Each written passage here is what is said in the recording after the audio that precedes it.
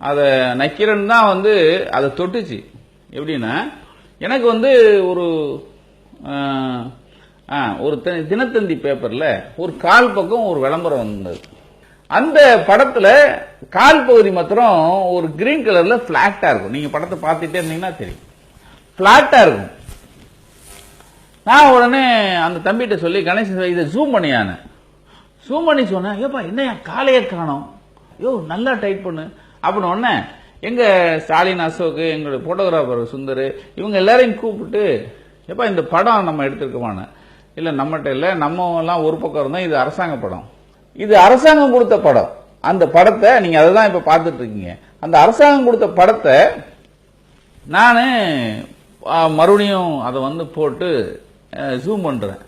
Sir நீங்க இப்ப பாக்குறீங்கல்ல, காலை காணோம், எங்க போச்சு? அப்போ அந்த ஒரு ஒரு ஒரு எப்படி ரொம்ப வருத்தமான விஷயம்தான்.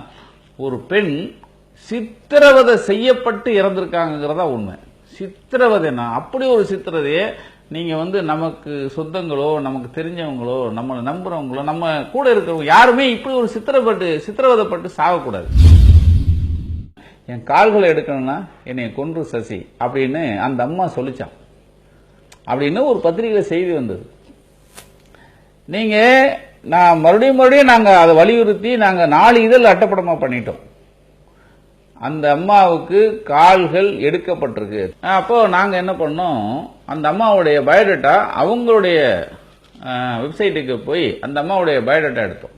அந்த பயோடேட்டால அவங்க குறிப்பிட்டிருக்க ஹைட்டுங்கிறது 5.5. இப்போ அந்த இதன்படி இந்த பெட்டியை நாங்க ஜூம் பண்ணி, பெட்டிக்குள்ள இருக்கிற அந்த உருவத்தோட, அதாவது ஜெயலலிதாவுடைய உருவத்துல எவ்வளவு உயரம் இருக்கு அப்படின்னு அளந்தா 4 அடி தான் இருக்கு. 1.5 அடி இல்ல, 1.5 அடி, அதாவது 1.25 அடி வரைக்கும் இல்ல.